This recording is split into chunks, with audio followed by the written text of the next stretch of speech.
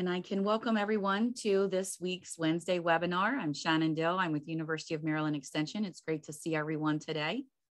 We are a part of the Women in Ag program. We have webinars the second and fourth Wednesday of each month.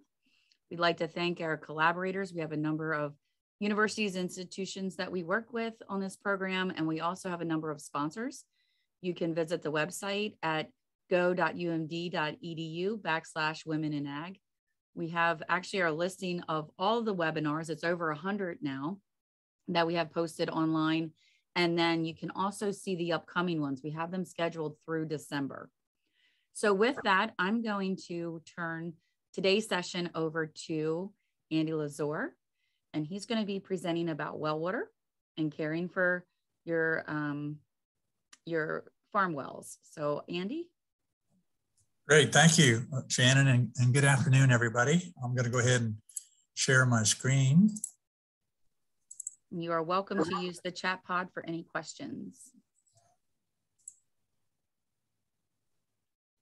Looks good. Okay.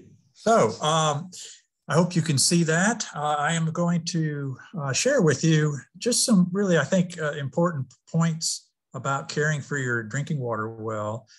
And this is often a topic that most people don't think about a lot, but I think it's obviously very important because the water quality that we drink does influence our health. And so I'm going to talk on a couple of points, just a little bit about aquifers and well basics, just so you have the very basic understanding. Talk about testing, what are the recommendations, talk about treatment, and then steps that you can take and every well owner can take to protect their well. So why do we do this? Why do we provide this education? Because I like to say, you know, you've heard the expression, you are what you eat, but you know, 60% of our adult bodies are made up of water, and you know, even more for babies, 78%. So what we drink and the quality of water we drink is very important to our health, and water serves in so many vital internal processes and organs, and therefore the quality of the water that we put into our bodies is important indeed. So a little bit about groundwater, and I like to use this word, connectivity. All right, our groundwater, all our water is connected. All our water is essentially recycled. It could be, you know, millennia, you know, thousands and thousands, hundreds of thousands of years, but all of our water is connected and recycled. And this graphic shows how water coming from the precipitation onto the land surface infiltrates into the water table, the shallow water, but it's also connected to our streams. About 60% of stream flow is what's called base flow or groundwater, and that's because it's connected. And these shallow waters tend to be younger water, if you will, water that's been recently landed onto the watershed and infiltrated in. And then we have aquifers that are underlying these confining beds. And a confining bed is basically a type of geology that's very tight. And it doesn't allow much water to infiltrate. It takes centuries, millennia for water to infiltrate through these confining beds. But so in Maryland, we have lots of different types of aquifers, and I'll talk a little bit more about that. But some of those aquifers are relatively young, years, some are centuries, and some are millennia.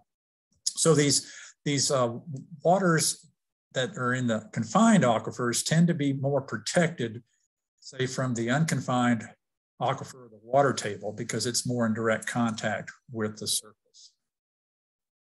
So in the coastal plain, including the eastern shore and parts of southern Maryland, we have what's called coastal plain geology, or an aquifer. And we have numerous aquifers there, and you can see they're kind of in this light brown color, but we have these confining beds. And a lot of the wells on the eastern shore are deeper wells, and they're drilled down into one of these, you know, confined aquifers, which does provide some protection from surface contaminants. In contrast, the Piedmont region aquifers, you know, Western Maryland, for example, Central Maryland, these tend to be in what's called fractured rock geology.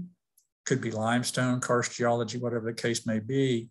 And the water is actually stored in these fractures within this geology. So you think about how rock is subjected to, temperature changes, pressure changes, and you get cracks. And these cracks over time fill up with water, and that's what we're trying to do. We're trying to, like, for example, this well right here is tapped into several fractures. This fracture here, this fracture here.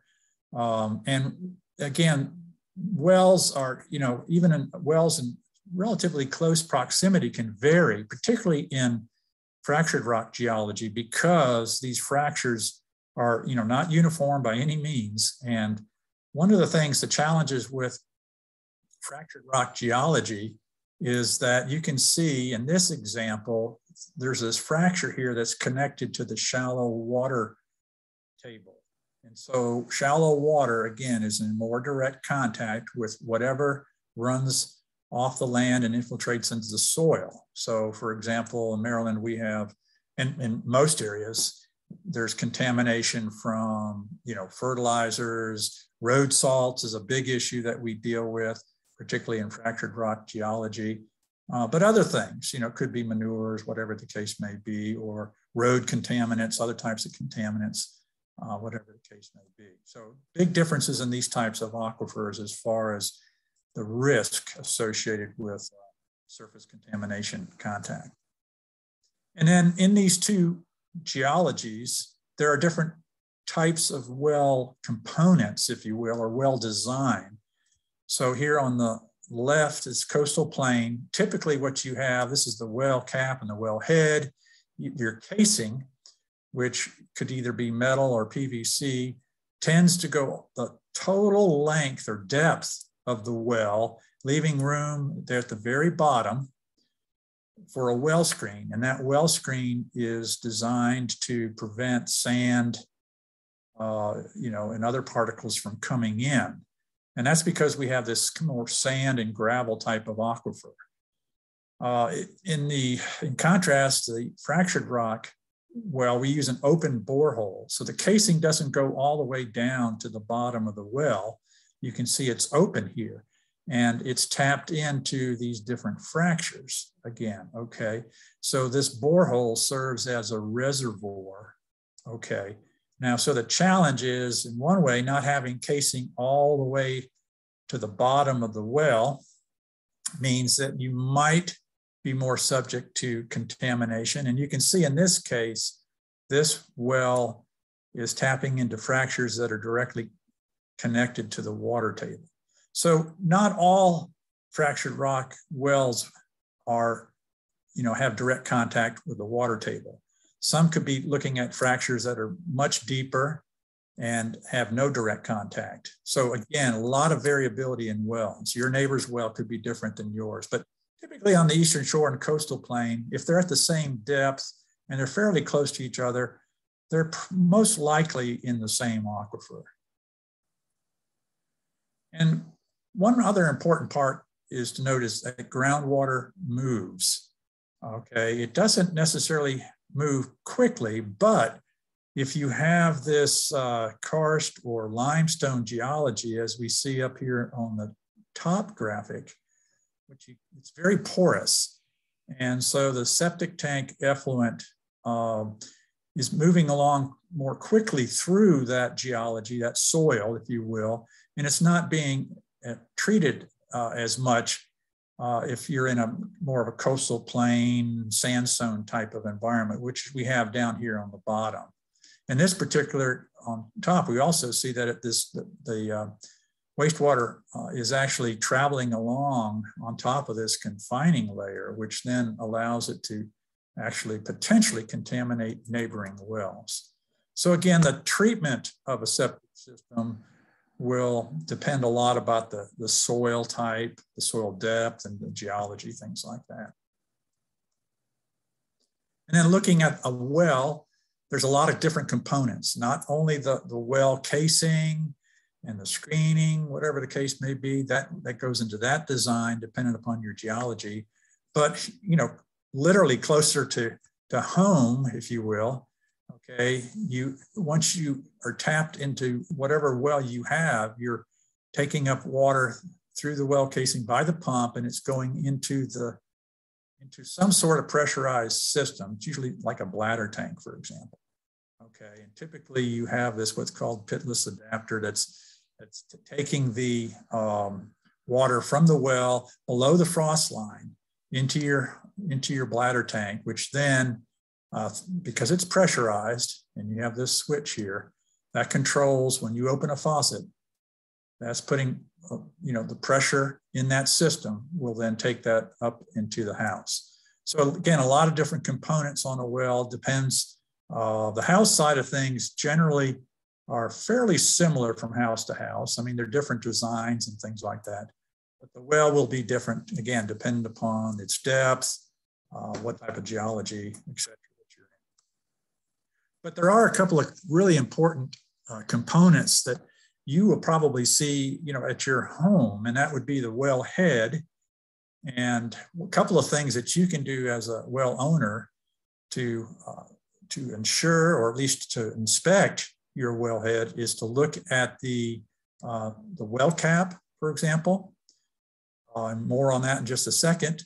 But one of the other things is, does the ground slope away from the wellhead? I've seen instances where slope of the land is actually sinking towards the well, and that allows standing water and contamination to potentially, if you're grouting here along this edge on the outer diameter of the casing is not of good quality, water can actually, again, water will find the least resistance, and it can actually travel down on the edge of the casing into your groundwater. So again, you want that slope, and you want good quality grouting, which is basically when they drill the well, they're pumping in this specialized bentonite clay along the casing to, again, provide that seal. Okay, so you can check your well cap, you can check the slope, and if it's not sloping, you can add soil to slope it away. And if you notice that your grout looks like there's space in between the well casing and the soil, then you may want to have your well inspected and have that grout repaired. So this is a really important item for your wellhead. It's called a sanitary well cap. This is a plastic example. And what you see here is, you can see it, this goes around the well casing that sticks up above the ground. It has a rubber gasket to seal it off. This little cap is actually where the electrical conduit will come in, and then it's vented with screens to keep insects out. Insects love to find tight places, and they can get inside a non-sanitary well cap and actually die, and then they fall into your well, and sometimes your well test will come back positive for bacteria, for example. So yes, this is an inexpensive device, but it can really help protect your well and the quality of your water. Another factor that goes into the design of and placement of a well are these setback distances. And obviously, one of the more important ones is to have this distance between your well head and your septic system. Okay. Again, you can see this one right here would benefit from some additional soil, because it looks like it has some depressions in here. And so surface water would be just sitting there. Now, if they have a good grout layer, maybe it's not of an issue, but at least a little bit of soil can help prevent that. And then away from buildings and away from roads. So again, these are just basic concepts. These are newer regulations. These weren't in place necessarily many decades ago. So if your well may be located closer to your septic system than this 100 feet. But if you're in a confined aquifer, then it's a 50 feet setback. So again, rules change over time because they're trying to protect the well and protect groundwater as well. So a couple of tips on what you can do is, number one is to find out as much as you can about your well. And the best thing that you can do is contact your health department. If you don't have a copy of your well log, which is basically a sheet that when they drill the well, they fill it in. So it gives you the date, the type of the well, the type of the pump, the depth of the well, the depth of the well casing. And you can tell a lot from that. And they actually even do some well testing, water testing. So if you don't have a copy of that, you can contact your health department. And it's oftentimes the environmental health office that issues the well and septic permits. And they may have a copy of your well log. That would be great. Just contact them and get that information. Again, you can do your own inspection, as I just mentioned. And if you've never had the well inspected and you kind of are concerned about things, it certainly would be good to hire an inspector, particularly if you're having water quality issues, whatever that is, turbid water, changes in water quality might suggest that there's issues with the pump, the screening is either clogged or getting, with sand, it could be even clogged with, iron bacteria, for example, like that. But you want to keep good records as well, and we talk about record keeping and a lot of things within agriculture. We certainly think that, maintaining records on your well, did you have it treated? Did you have it tested? Did you have it repaired? These are good records because we get, life is busy. You forget about it. Did I repair that? Did I have a new pump? And, was it 2002 or was it 2008 or whatever the case may be? So try to keep those records. And then we're going to talk about testing. Because one of the challenges with well water is it is not like public water. Public water is regulated by EPA in the states. In Maryland, it's MDE, and then they delegate some authority down to the local counties. But any municipality, any public utility is required. In fact, they test thoroughly for about 95 different contaminants. Including some of these right here. In fact, all of these are tested and treated. So a public water, there's a degree of confidence in the quality because they go through this fairly extensive testing and treatment. Whereas in a private well, it's up to the well owner. And so if you're not testing, you really don't know what you're drinking. So these are the recommendations that we have. The ones in red here, coliform bacteria, E. coli, and nitrates, we call these indicator contaminants. They're indicators that there's some contact with either fertilizer or more commonly, some sort of animal waste. I mentioned insects already, but it could be pet, it could be livestock, wildlife, or human sewage through septic systems. So we test for these annually. And the reason we test for these annually is groundwater moves. And so you may never have a problem, but all of a sudden, you test it the next year and boom, you got something. And that may be because the groundwater that has some of this, contaminant in it has slowly moved over, years to your location in the groundwater. So that's why we say test annually. And then if you haven't tested in a while, we suggest that you test for these other things: chloride, pH we're all familiar with, lead you hear about. Lead is coming from the plumbing and not in the groundwater. It's coming from plumbing. Could be old lead service lines, could be old fixtures. So if you have an older home, there's chances that you have a higher concentration of lead in your fixtures. And if you have copper pipe and it's old, say pre-1984, the solder that was used had lead in it. And so what happens if you have corrosive water, for example, and more on that in just a second, that corrosivity can actually leach lead and copper from, say, copper pipe or some of the fittings. Now, today's fixtures, faucets, sinks, things like that they say lead-free. They're not 100% lead-free, but they are close to it. So again, the reason we suggest that you test your pH, your chloride, and your sulfates, that can relate to the corrosivity of the water.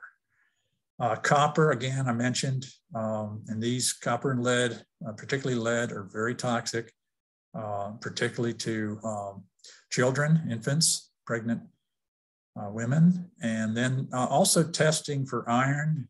We have a lot of iron in locations, and manganese. Manganese is often associated with iron, and it can form these black stains. The manganese is more and more research is showing that manganese is at certain concentrations is a neurotoxin and affects children's mental capacity. And so again, it's worthwhile to test for that. Total dissolved solids is basically an indicator of the clarity, non-clarity, but also, total dissolved solids could be impacted by salts. So again, it's just another indicator of the quality. And then interestingly, there are areas, and we have areas in Maryland where there are natural deposits of arsenic, radium, and radon, for example. It's in the geology. And so groundwater is obviously in contact with this geology and can pick up some of these other contaminants. And so if you're in the area that have these natural occurring deposits, you'd want to have that tested.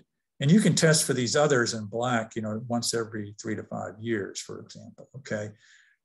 You can contact your local health department and they'll help you determine if your well is in an area. I know we have an arsenic kind of belt that runs through the Eastern Shore to Southern Maryland. It's not in every location on the Eastern Shore, but it's little pockets. And again, that's because there's this concentration within the geology.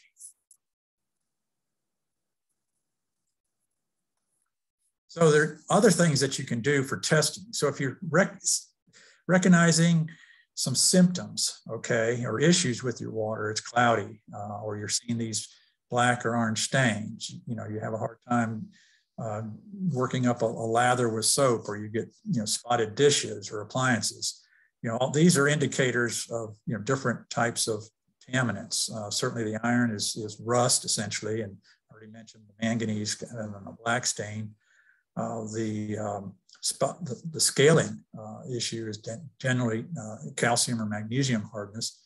And then salty taste, we're having more and more issues with wells with chloride, not only due to road salts, but also sea level rise, for example.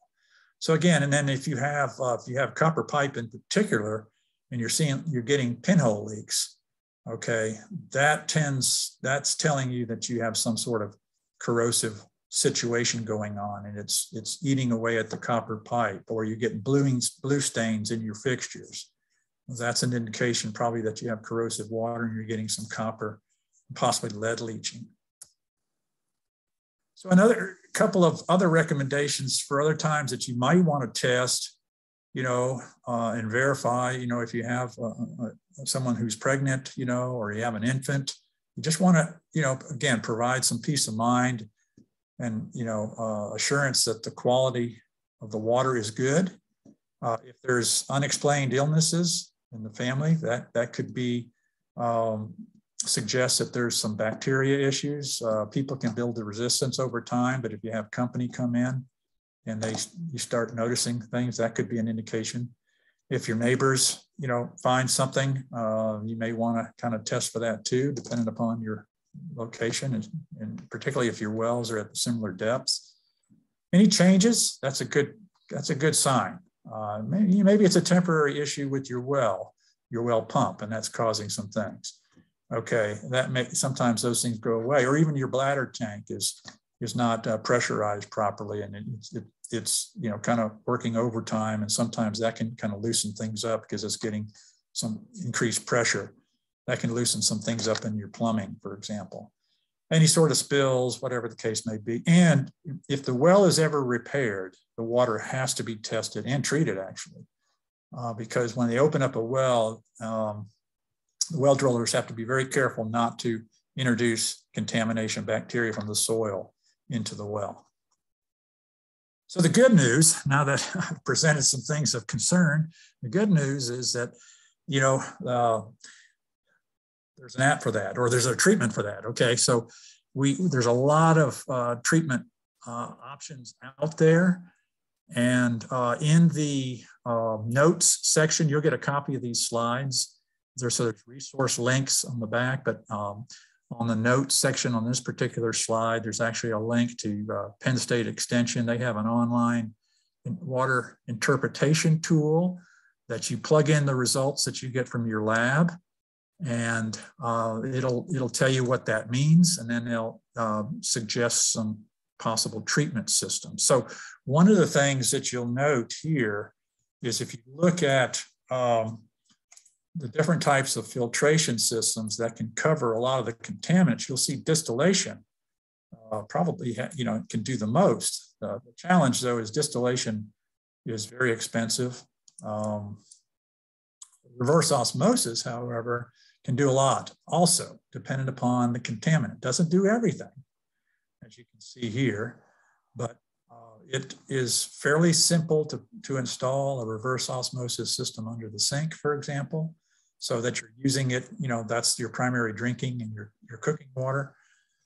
So again, but then you have, activated carbon and, oxidizing filters. There's, also filters that will reduce or neutralize some of the acidity. So again, lots of different options, but you don't know what sort of treatment that you need until you test for, your different contaminants. And the other thing that's in the notes section is that there's a link to MDE's website that has a list of the certified laboratories, but you can contact your local county office and they can give you a few names. I know we have several in Maryland, about 7 or 8, maybe even 9 companies in different locations within the state that are certified and can test the water for these different contaminants. All you have to do is contact them, shop around, maybe get a price. Some of them have package deals. They'll supply you with everything that you need: instructions, sample bottles, and shipping information. And then they'll send you back the report. The report won't necessarily tell you what it means, what those numbers mean. That's why you want to use that interpretation tool or contact me, and I can help you with interpretation of what those results mean. And I can also talk about treatments. So on that point, there are several types of treatment systems, 2 major types, and what's called POE, point of entry, or point of use. And it's pretty self-explanatory. Point of entry is what we also call whole house. An example of that would be a water softener, where the water is coming in from the well and everything is being treated. Okay, water that goes to your kitchen, to your appliances, to your bathrooms, whatever the case may be. Point of use is just that. It's like the faucet filter, or even a refrigerator filter. Certainly the under the sink filters is a point of use. And so again, here's some examples of those point of use filters. And these are the common ones. Now, it's important to note that you want to be sure through water tests. You just don't want to go out and buy a filter and say, hey, my water's filtered, I'm okay. Well, you may be. You may not even need a filter. There's plenty of well water that's of good quality just as it is.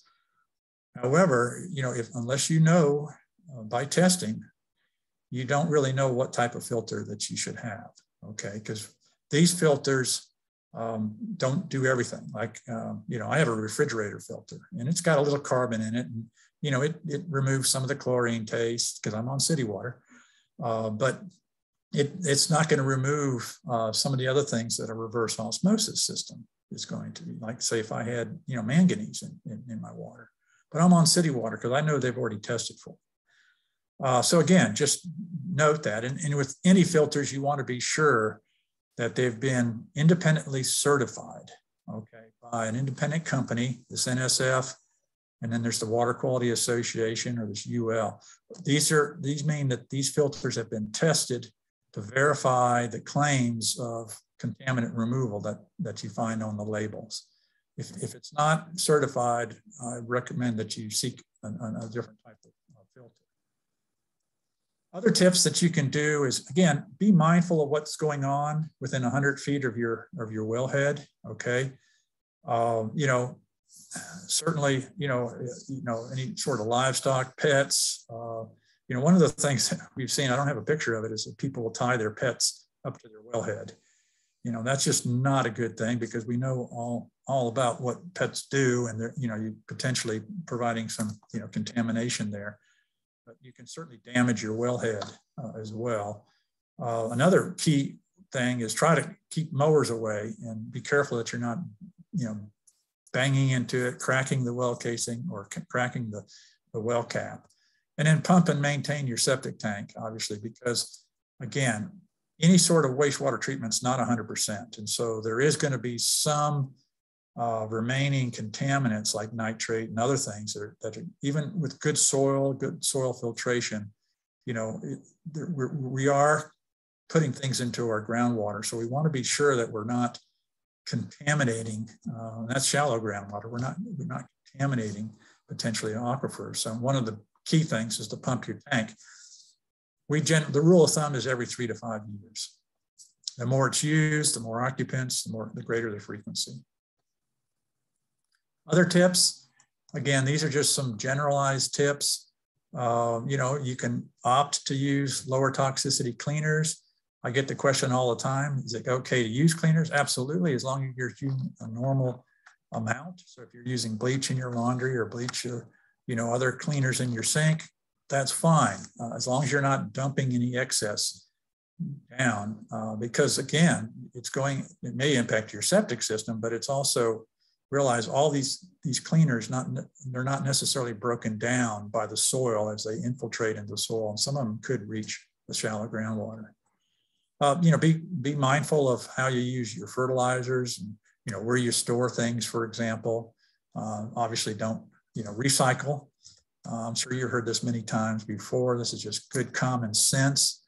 If you have underground storage tanks, they should be checked periodically to be sure that they're not leaking. And I know that's difficult to do, but again, if it's a metal tank, just understanding the age of that tank will give you some indication that there's, maybe it's time to, have that tank replaced, for example, because again, you can influence groundwater quality.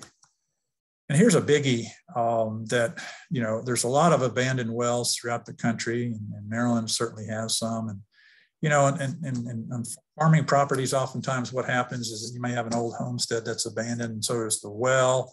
Some of these older wells may not be of, meeting code, certainly with, well caps and things like that. And so having an abandoned well sealed properly is so important. And this is a graphic here. This shows an old, picture of an abandoned well that's capsized. And you can see in this graphic shows that an abandoned well, obviously this is a direct contact with groundwater. So any surface contamination is just falling into that well and getting into the shallow groundwater, and ultimately maybe even through the confined layer after many, maybe even hundreds of years. So it's really best to properly seal a well, and you just don't put it with fill it with sand or concrete. It really needs to be sealed properly, because concrete or soil will crack and have pores, and you really haven't sealed it effectively. So that's a big thing. MDE has a permit that you can apply for, and they'll even provide names of, or you can contact a well company. If you know that you have an abandoned well, not only is it a safety hazard as far as animals or people falling into it, but it's a contamination risk to our groundwater quality. So I'm going to stop there. And again, you will receive a copy of these slides, and there's a lot of links here. To our website. We have some other videos, things like that. There's also the county health department contacts there. We have the certified labs. MDE has its own well and water supply information.